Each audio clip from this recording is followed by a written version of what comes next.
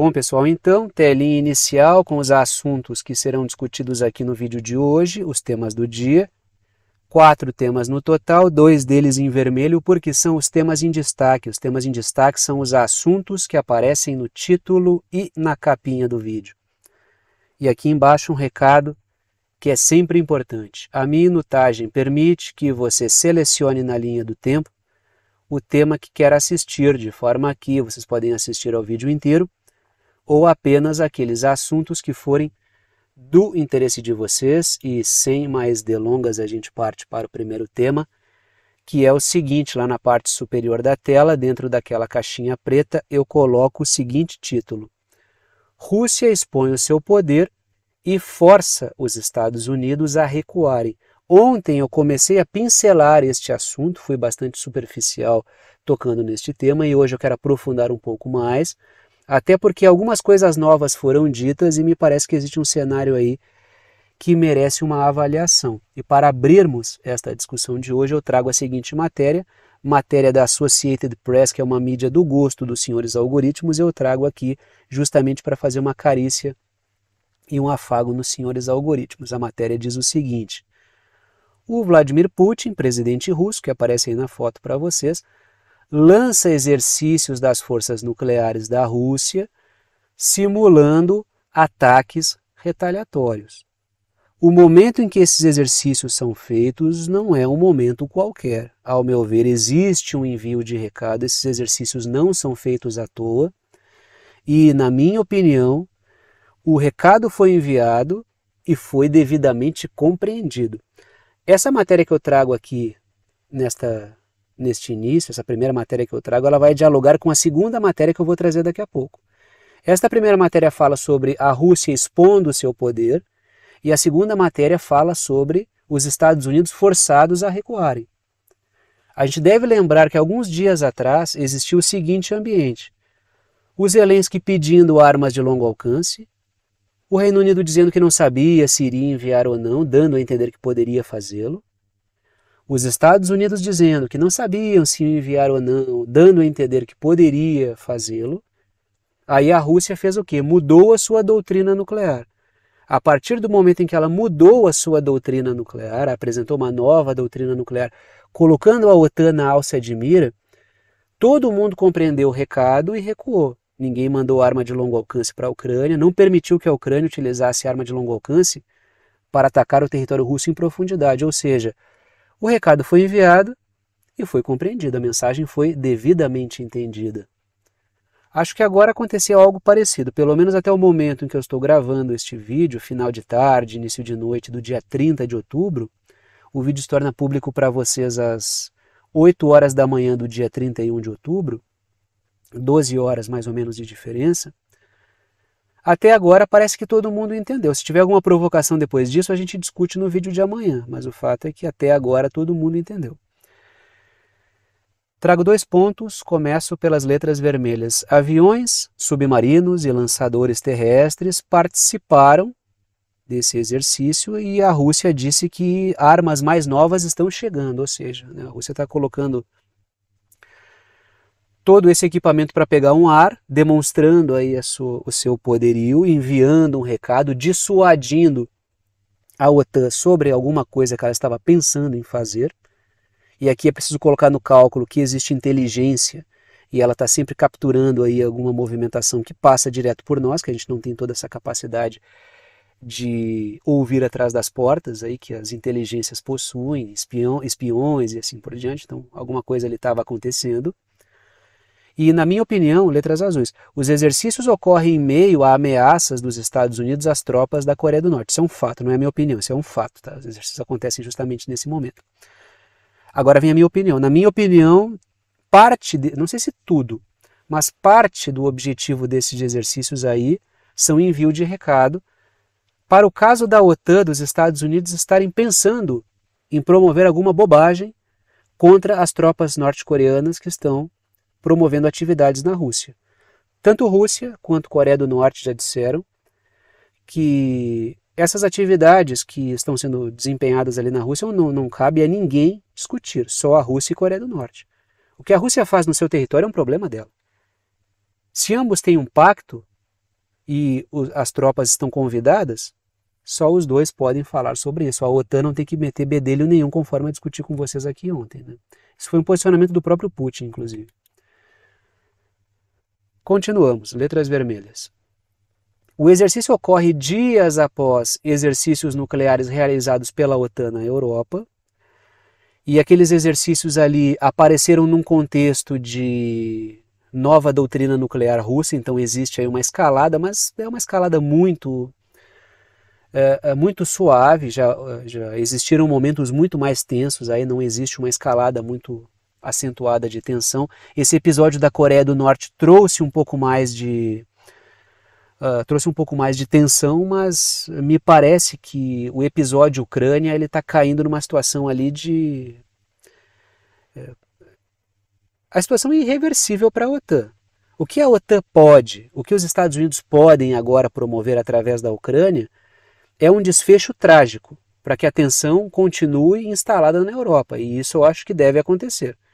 Não acho que essa guerra vai acabar sem uma espécie ali de grande finale por parte da OTAN que instale um ambiente de terror na Europa. É muito difícil que isso aconteça.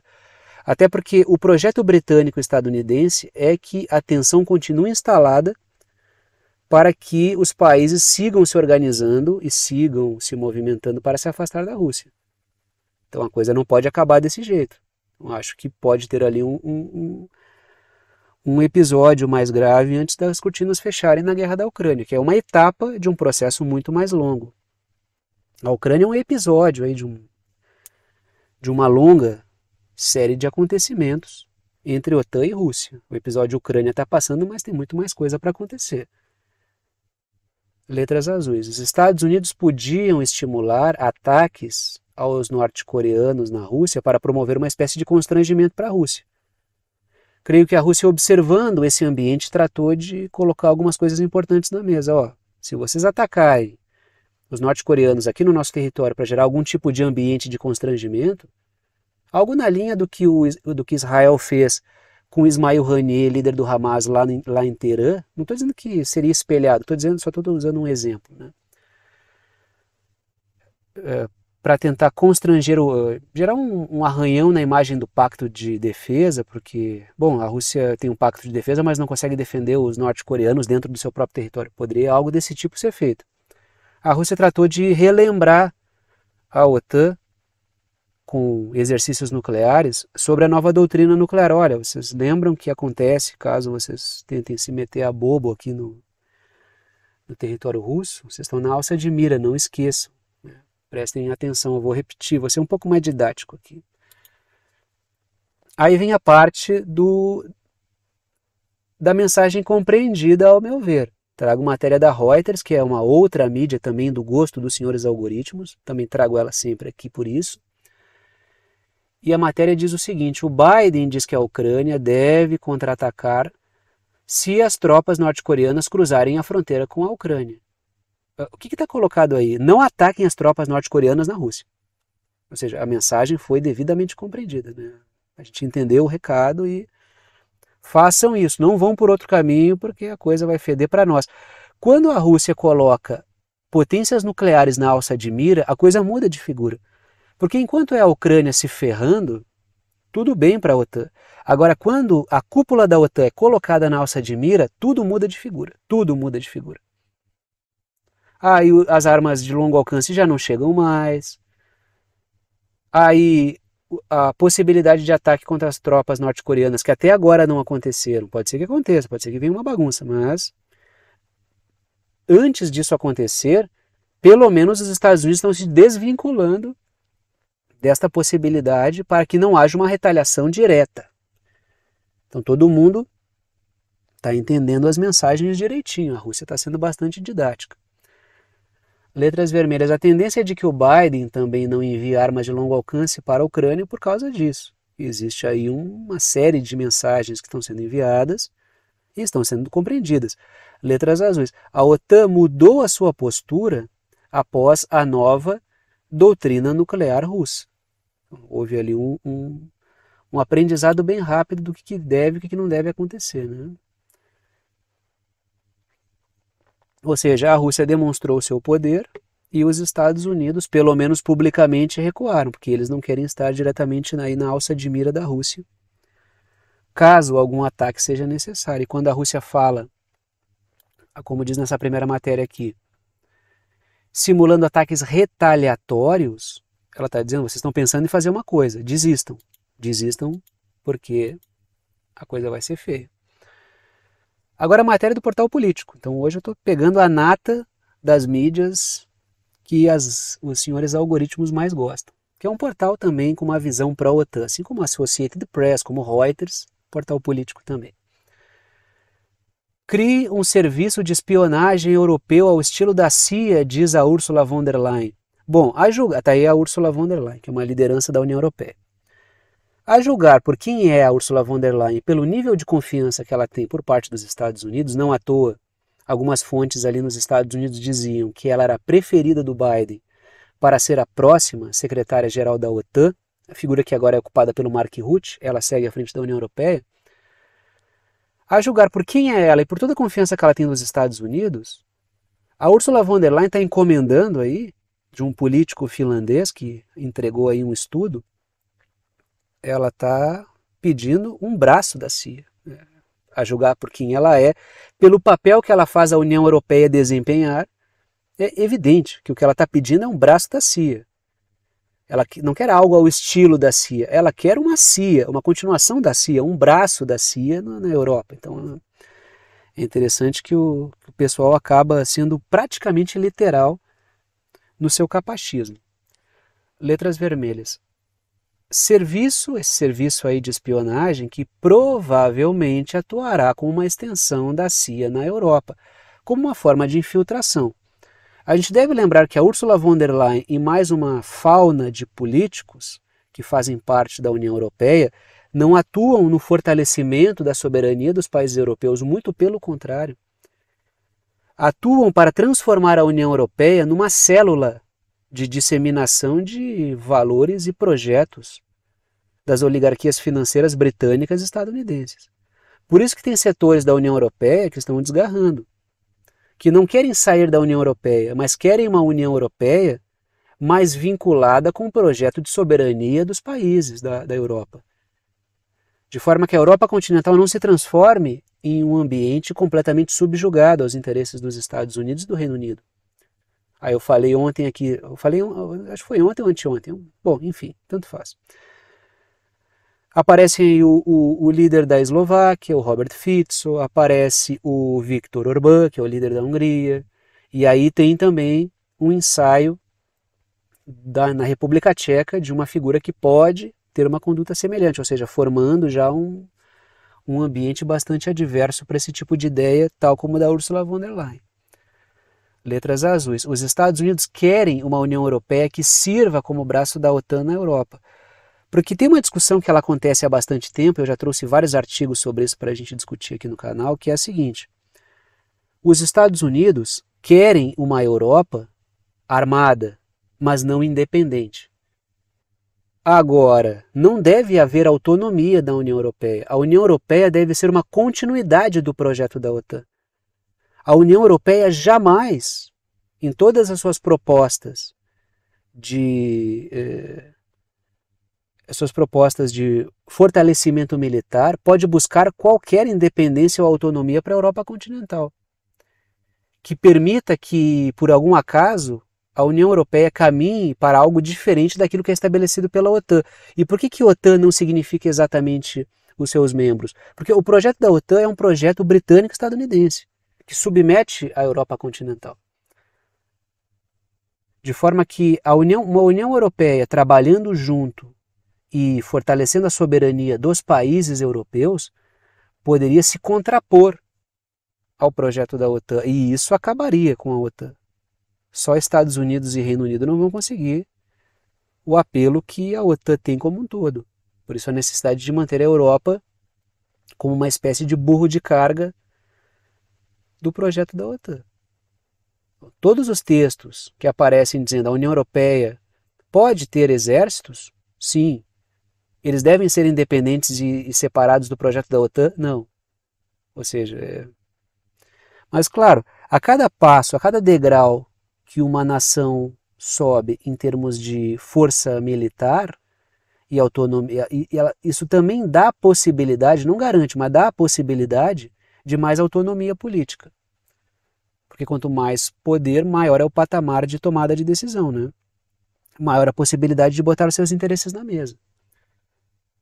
De forma que uma Europa, uma União Europeia armada até os dentes, com um projeto político um pouco mais soberano, vai continuar aceitando tudo que está aceitando aí por parte dos Estados Unidos, dos interesses financeiros anglo e yankees, como eu digo aqui?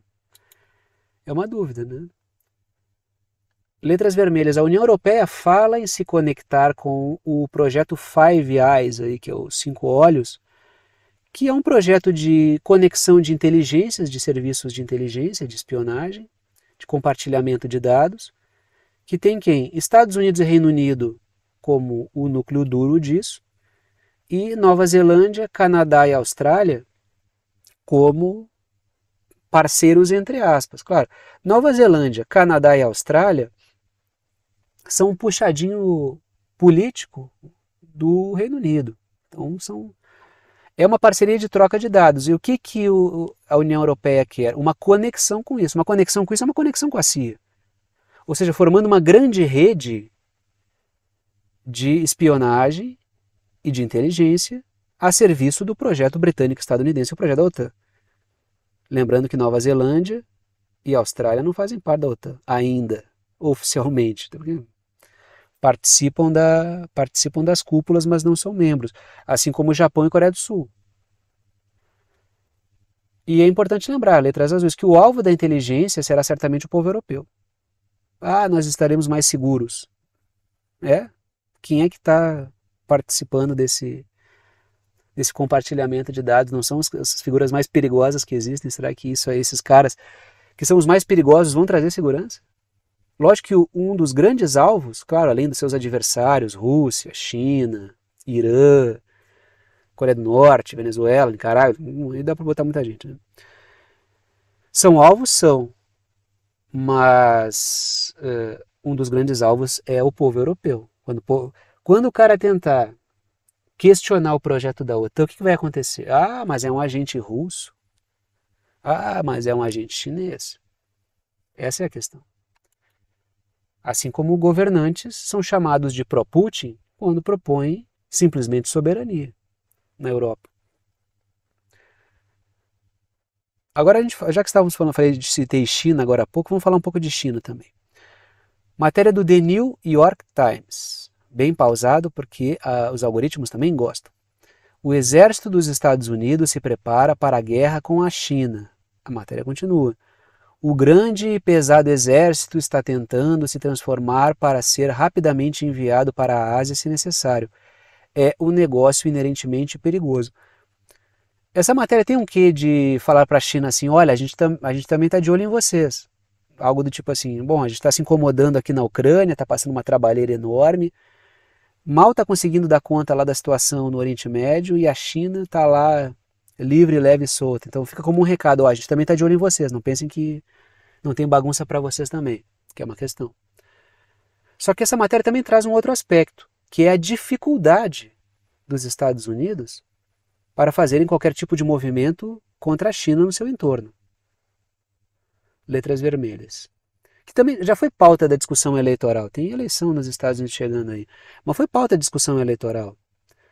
Porque o que está colocado ali, já foi colocado na discussão eleitoral, é que os Estados Unidos teriam uma dificuldade enorme para enfrentar a China lá.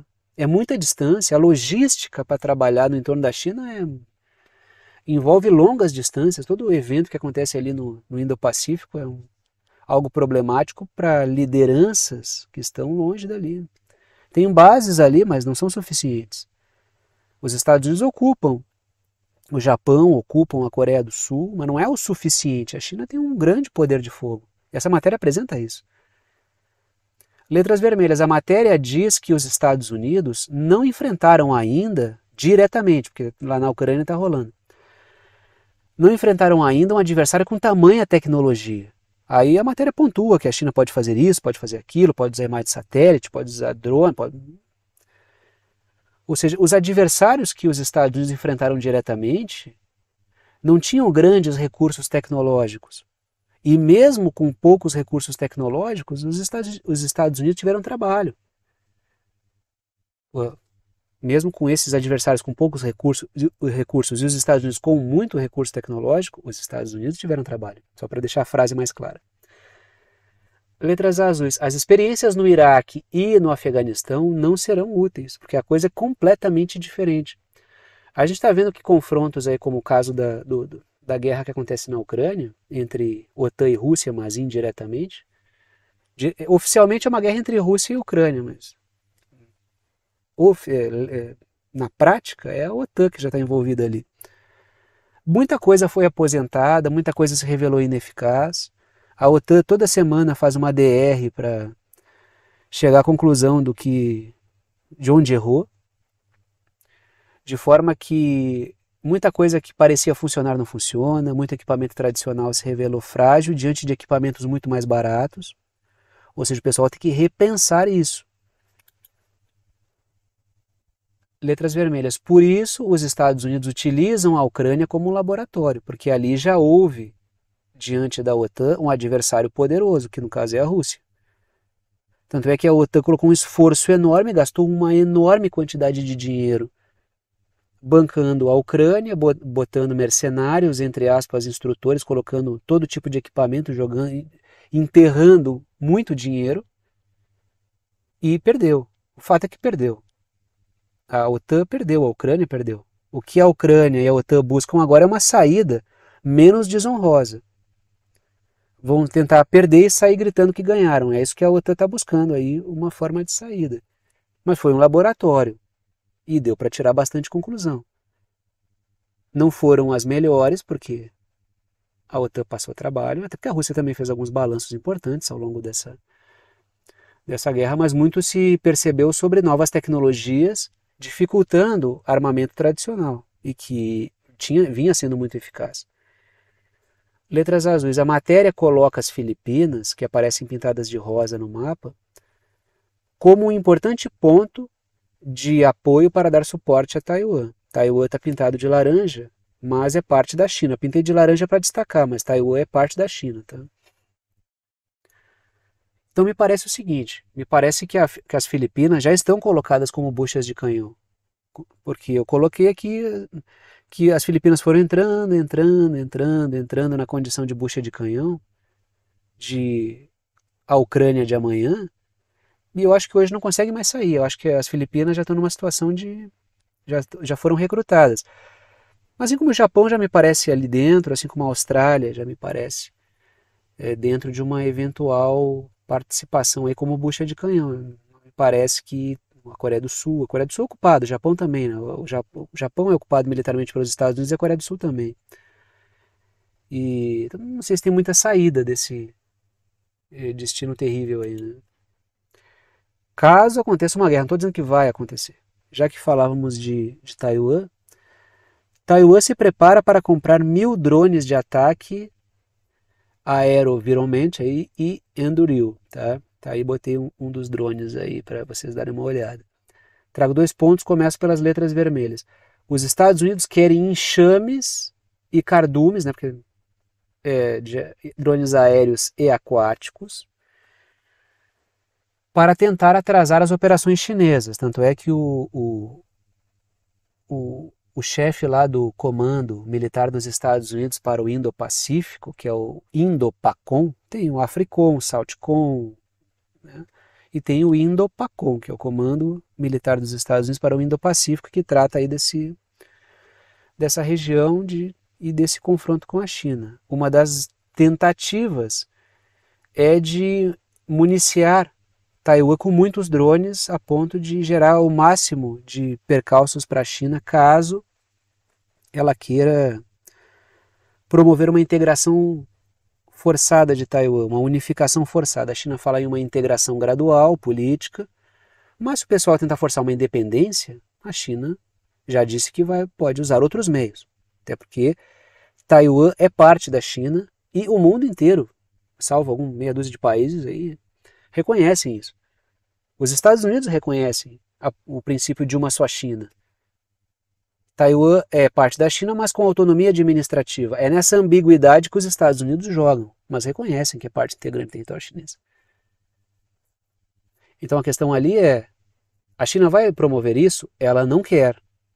Por quê? Porque isso é custoso, porque isso abre ensejo para a campanha e arremessar sanções sobre a China, de forma que se a China tiver que fazer alguma coisa, ela já revelou um pouco do que ela pode fazer, do caminho que ela prefere, que é cercar Taiwan e pressionar a partir desse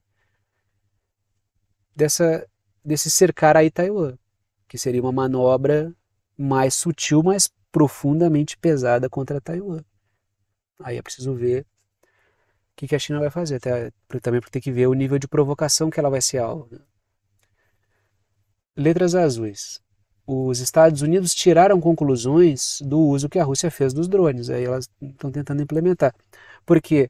Porque ao longo da guerra da Ucrânia, uma coisa se revelou extremamente difícil para a OTAN, que era enfrentar os enxames de drones da Rússia. Isso aí se revelou um verdadeiro problema. Porque as armas de defesa são caras, tu gasta uma banana de dinheiro para um míssil de defesa que é caro e ele vai abater ali drones que custam muito, muito, muito menos. O que os Estados Unidos fazem agora? Apostam nesses enxames e cardumes, né? Porque também tem os aquáticos aí.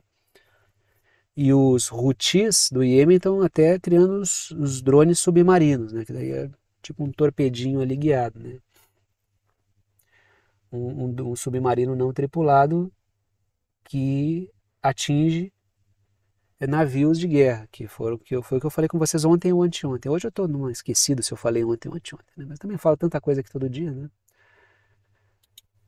E agora a gente vai para o Oriente Médio. Por quê? Porque Israel gera uma bomba relógio em um país vizinho. Eu estou falando do Egito. O Egito tem um problema enorme, porque Israel está fazendo lá sua confusão, seu processo de expansão, massacre, atividade colonialista.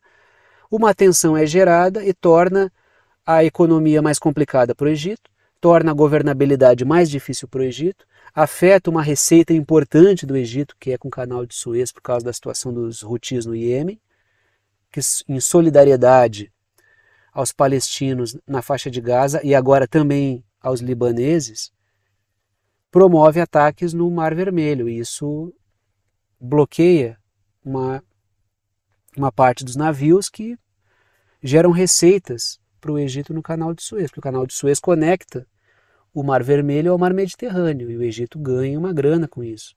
É uma importante rota comercial. Ou seja, o Egito ele vai pagando aí um preço alto por ser vizinho de Israel.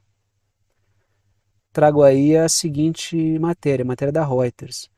O Egito propõe trégua curta em Gaza com pequena troca de reféns e prisioneiros. O Egito quer uma maneira de reduzir a tensão. Por quê? Porque isso também reduz a tensão interna.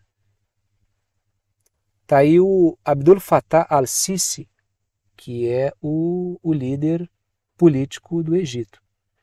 Letras vermelhas. A mídia de Israel disse que os jovens egípcios podem alimentar ataques contra Israel. Por quê? Por causa do ambiente de ódio que está se criando contra Israel por causa de tudo que Israel está fazendo. Então, os jovens egípcios, sabendo de tudo que está acontecendo, porque isso aí está aparecendo para o mundo inteiro, todo esse massacre de civis, isso vai alimentando uma revolta. E aí o que a mídia de Israel está colocando? Que o Egito pode ser a origem de vários ataques contra Israel.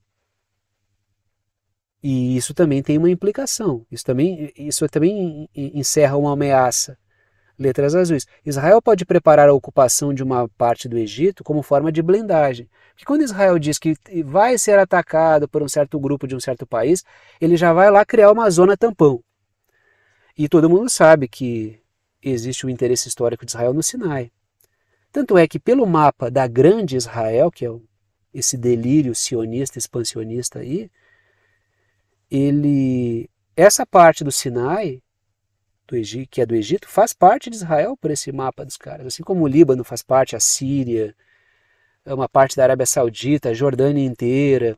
E Israel se expandiria até metade do Iraque. Ou seja, é um delírio expansionista. Agora, Israel coloca em prática essa expansão. A etapa de agora é qual? É a faixa de Gaza, é a Cisjordânia, que o pessoal fala menos, mas está acontecendo ali um importante movimento de anexação de território, e o sul do Líbano. É uma etapa, dentre tantas outras que a gente viu desde o surgimento do Estado de Israel. Letras vermelhas. Está aí o Egito pintado de amarelo, Israel pintado de laranja e o território palestino pintado de roxo. O maior, aquela mancha maior roxa ali é a Cisjordânia, território palestino, e o menor é a faixa de Gaza.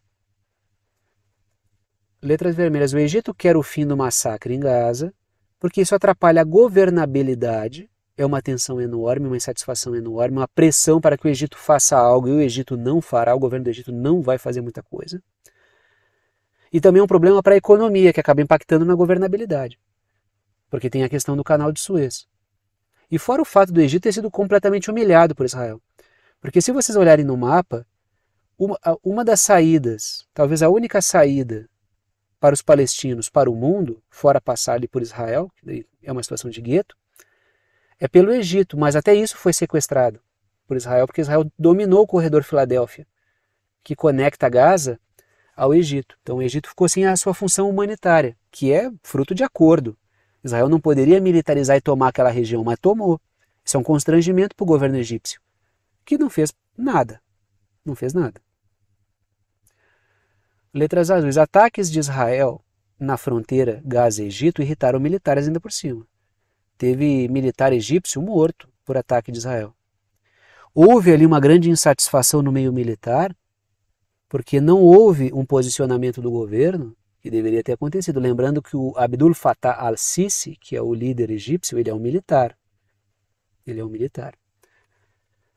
Ou seja, essa situação em Israel, ela gera uma bomba relógio para o Egito. Assim como gera uma bomba relógio para a Jordânia, que também é um governo sob pressão. Continuamos na região porque a embaixadora dos Estados Unidos no Líbano promove uma revolta interna para ajudar Israel, diz um relatório.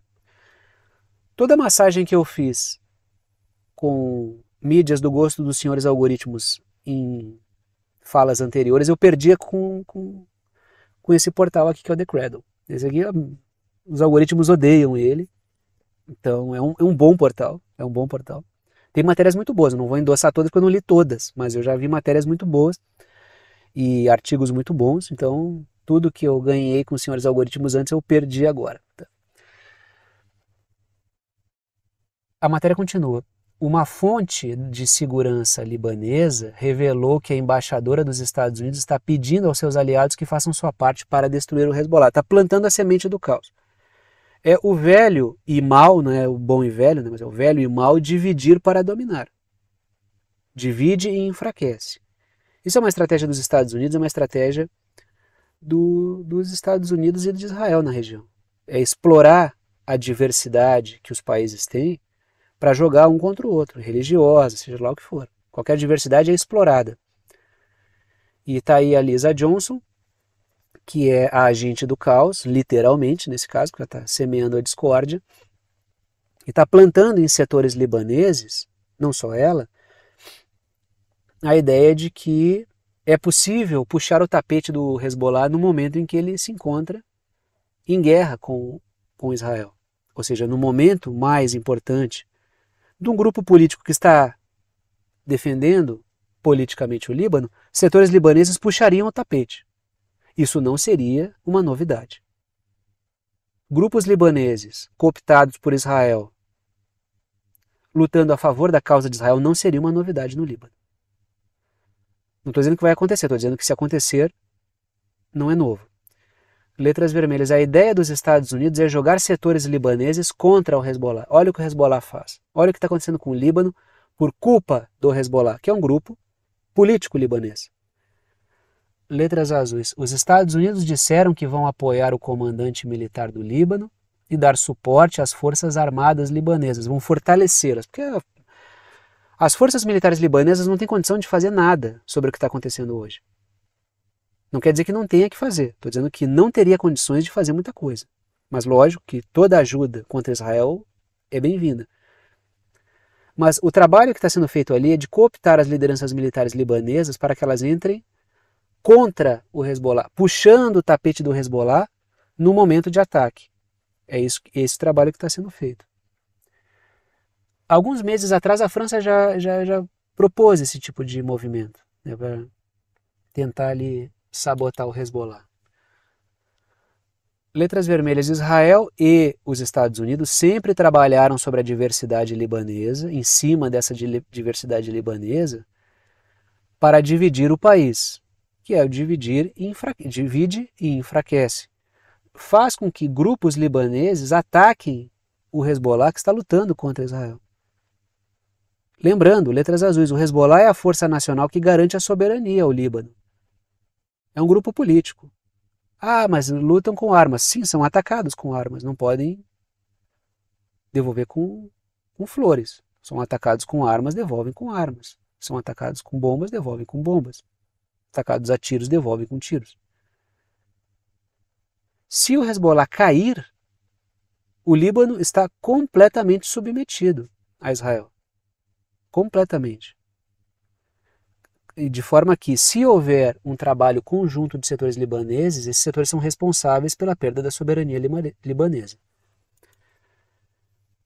E aí, continuamos na região, porque o Irã diz que exercerá direito legítimo de defesa nos momentos e no lugar certo. Começaram as questões de novo, os questionamentos. Quando que o Irã vai responder? Quando que o Irã vai responder? Bom, se antes, que tinha uma situação bastante mais tensa, com ataques muito mais provocativos de Israel, o Irã já disse que vou responder com calma, esperou e veio aquele ataque do Irã cirúrgico. Agora que o ataque de Israel não gerou um abalo como os anteriores, pelo menos porque foram ataques cênicos, cirurgicamente feitos, para gerar um constrangimento, como foi o próprio assassinato do Ismail Haniyeh dentro do território iraniano, ele foi lá para a posse do presidente iraniano, então foi um constrangimento grande. Se lá o Irã já digeriu a coisa com calma e atacou no momento certo, agora creio que vai ser ainda mais fácil de fazê-lo.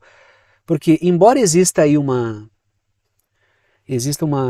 discussão sobre qual foi o nível de eficácia do ataque de Israel ao Irã, esse ataque aéreo, alguns aumentam, outros diminuem, alguns dizem que teve um dano grave à indústria de mísseis do Irã, outros desmentem, alguns dizem que muito material de sistemas de defesa do Irã foi abalado, outros reduzem. Então, é necessário um tempo maior para que a gente entenda o que realmente aconteceu, porque está tudo muito nebuloso, que é o que eu digo para vocês. Quando vocês me questionam o que aconteceu realmente lá, bom, nas primeiras horas, nos primeiros dias, depois dos ataques, é uma bagunça muito grande de informações. É uma tempestade de informação que vem de tudo quanto é lado. Com o passar do tempo é que a poeira vai sentando e a gente consegue ver o que aconteceu. Mas o fato é que eu vou trazer aqui algumas matérias, eu vou trazer a próxima matéria também, assim como esse segundo ponto, letras vermelhas antes. Novamente o Irã não se apressa para falar sobre a resposta a Israel. Não vai se apressar e vai trabalhar em cima do que já tem feito. Desgaste gradual, porque dessa forma Israel está se desgastando bastante. Aí vem o segundo ponto, letras azuis. O Irã disse que ampliará o seu investimento no setor de defesa. Porque, lógico, tempos de conflito, mais gastos com defesa. Mas esse aumento, que é um aumento acentuado, não é pouca coisa, o Irã está jogando lá para cima um gasto com defesa. Pode ser porque sentiu, de certa forma, que esse último ataque tem alguns pontos que devem ser corrigidos. Pode ser por isso também. O impacto em termos midiáticos foi pequeno, em termos psicológicos foi pequeno também. Houve ali um dano restrito em termos de discussão sobre isso. Agora, se o Irã fala em aumentar, é porque ele sentiu que algum ajuste tem que ser feito, e não é pouca coisa que o Irã aumentou seus gastos ainda. Mas se o Irã sentiu que precisa ajustar, Israel também está sentindo. Por quê? Olhem essa matéria aqui, da Reuters. Agora eu tento retomar a simpatia dos algoritmos. Israel assina acordo para expandir produção de laser de defesa antimísseis.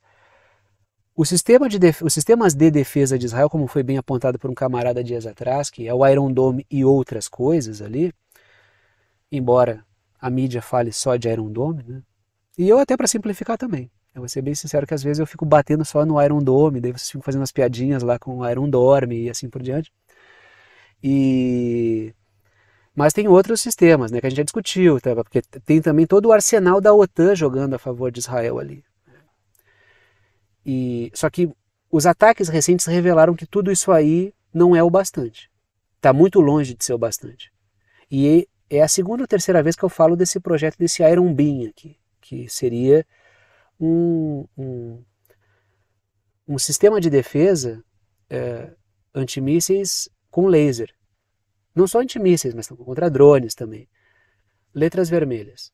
Os ataques com mísseis e drones que Israel tem sofrido revelaram um fracasso de suas defesas. Se fossem bem-sucedidas, não haveria essa necessidade aí. Porque é uma mudança e um gasto enorme num ambiente difícil. Então, Israel está quebrando a cabeça para conseguir desenvolver isso aí. Por quê? Porque há uma preocupação. Não dá para esquecer, letras azuis, que um drone do Hezbollah atingiu uma residência do Netanyahu. Ele não estava lá, não era naquela residência que ele estava, mas atingiu uma residência dele. Ele é o primeiro-ministro de Israel. É o líder de Israel. E um drone do Hezbollah atingiu. Israel escondeu no primeiro momento. E por isso que é difícil fazer balanços muito no início. Eu vi que quando aconteceu eu botei lá, né? Um drone do Hezbollah teria caído próximo da casa do Netanyahu, que é de uma das casas, né? E que é o que estava se comentando até aquele momento. Estava tudo muito nebuloso.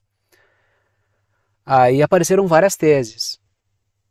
Mas por que fizeram isso? Esse drone foi de falsa bandeira para justificar mais ataque de Israel. Como é que o Hezbollah ataca desse jeito? Aí revela que não consegue acertar o seu alvo. O fato é que o drone acertou o alvo. Acertou uma residência no Netanyahu. Só que essa informação, Israel segurou ela tanto quanto pôde. E lá pelas tantas o Hezbollah revelou que foi ele e que o drone acertou. E Israel confirmou que o drone realmente acertou. Por isso que no início é difícil de fazer uma discussão, porque as informações são muito misturadas. Então formar juízo logo depois, a gente pode dizer, aconteceu tal coisa e tem essa e aquela especulação. Mas fechar a questão logo no início é sempre erro, sempre vai dar problema. Então tem que deixar os canais abertos, porque mais coisa vai aparecer. E nesse caso foi isso, o drone atingiu realmente. Isso preocupa Israel, porque, é o primeiro-ministro. Se o cara estivesse lá já teria ido para o espaço, entendeu? Agora a gente vem para a América Latina. Vamos falar aí do caso do Peru, porque a presidente do Peru solicita tropas dos Estados Unidos no país para um evento. Mas são tropas dos Estados Unidos lá. E não é a primeira vez que essa discussão aparece no Peru. Não é a primeira vez que essa discussão aparece aí. Até porque a presidente do Peru, que é a Dina Boluarte, que aparece na foto, que é a sucessora do Pedro Castillo, que foi golpeado e preso, é uma figura impopular que vive um momento difícil e ela é um joguete aí na mão dos interesses dos Estados Unidos. Então, ela solicitar é os Estados Unidos impondo a presença militar. Trago a seguinte matéria. O governo de Dina Boluarte solicitou autorização ao Congresso para a entrada de militares norte-americanos durante a cúpula da Cooperação Econômica Ásia-Pacífico, que vai acontecer no Peru. Vai ter a visita do Joe Biden, e isso já serve de ensejo para os Estados Unidos entrarem lá. Isso segundo pedidos da Dina Boluarte. Letras vermelhas. 600 militares e pesado armamento Yankee ficariam no Peru por 21 dias. Para, segundo o governo, blindar a visita do Biden. Mas isso já é Porque do lado ali, o Equador, o Daniel Noboa, o príncipe bananeiro, que é o presidente do Equador, ele já está pedindo, ele já está fazendo mudanças, ele quer fazer mudanças para permitir a instalação de bases militares estrangeiras no Equador. E quem é que vocês acham que vai botar base ali? Então, é um cenário que está colocado, é preciso observar isso, essa tendência. Letras azuis. A Dina Boluarte tem sido alvo de protestos, ela é sucessora do Pedro Castillo, que sofreu um golpe, aí, foi preso e tudo. O cara nem conseguiu governar, bem da verdade, em parte por responsabilidade dele, porque ele fez uma campanha bem interessante, baseado em questão de soberania e na questão popular, na soberania popular. Foi uma campanha bem consistente, muito consistente, mas e com o povo na rua. Para ele conseguir ganhar ali, para ele passar na contagem de votos daquele 50-50 que ficou ali com a Keiko Fujimori, o povo foi para a rua e disse, não, vão roubar na cara dura. Aí ele entrou. Aí ele esvaziou as ruas, daí ele não governou mais. Porque daí ele tentou ir para a conciliação, aí ele foi ficando fraco, não aprovava nada, fraco e esmilinguiu. Aí no final tentou dar uma virada de mesa, aí convocou o povo, mas aí já era difícil. E aí ele foi preso, né? Ele teve a questão de dissolver o parlamento, até porque é uma prerrogativa do presidente mesmo. E foi, né, foi preso aí, e veio no lugar dele a Dina Boluarte. Aí o Peru, que eu citei, pintado de amarelo, e o Equador. A Colômbia já tem base dos Estados Unidos. Então é preciso ir observando dessa forma, cara, formando ali uma tendência.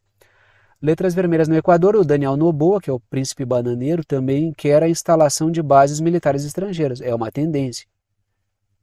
Letras azuis, vivendo crise de hegemonia no mundo todo, os Estados Unidos barbarizam o que consideram seu quintal, porque eu botei entre aspas.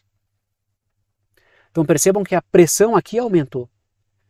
O nível de diálogo reduziu. Ou seja, ou o governo tem capacidade de mobilização, de apoio popular, armado e político e jurídico e de tudo que puder, né? Ou o governo não se sustenta. Quem consegue falar o que quer? O Maduro na Venezuela, o Ortega na Nicarágua, o regime cubano, o governo cubano continua se mantendo. Agora, o resto fica no pendura. Aí é obrigado a dizer aquilo que o governo dos Estados Unidos permite que seja dito. Por quê? Porque não tem uma sustentação forte. Alguns governos têm um pouco mais. O governo boliviano vive uma crise bem grande, até interna do próprio partido do Evo Morales e do Luiz Arce, mas consegue se movimentar com um pouco mais de solidez. Consegue. Mas vive uma situação difícil e dramática. Né? Difícil porque existe todo um ambiente ali, o Evo Morales já foi golpeado, já foi derrubado do poder.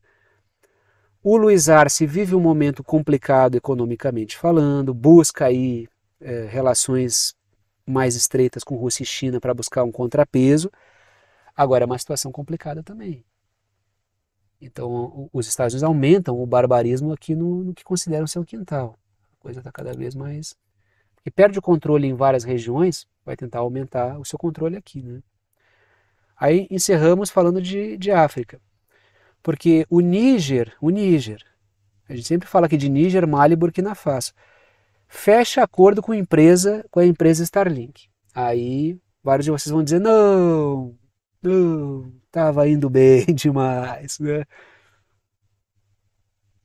E vou dizer, né? Foi o que veio à cabeça, não, mas aí tem que ler a circunstância também. Traga a seguinte matéria, o Níger assina acordo com Starlink para serviços de internet. A matéria continua. A nova tecnologia permitirá que a nação da África ocidental se beneficie da conexão da internet de alta velocidade, diz o ministro da Comunicação. Vamos entrar um pouco mais, porque o Níger, o que acontece no Níger, acontece em cada um com o seu tempero. Estou generalizando, toda generalização é grosseira. Acontece no Mali, acontece em Burkina Faso e acontece em outros países, que é o crescimento de um sentimento anticolonialista e de grande desconfiança em relação à OTAN. Tanto é que o próprio Níger guardou muita desconfiança com a presença de tropas dos Estados Unidos ali. E fez um movimento para empurrar o pessoal para fora. Isso eu discuti a exaustão. Agora, o que levaria o governo do Níger a fazer uma concessão desse tipo, sabendo que há... Tanto é que eu coloco ali, letras azuis.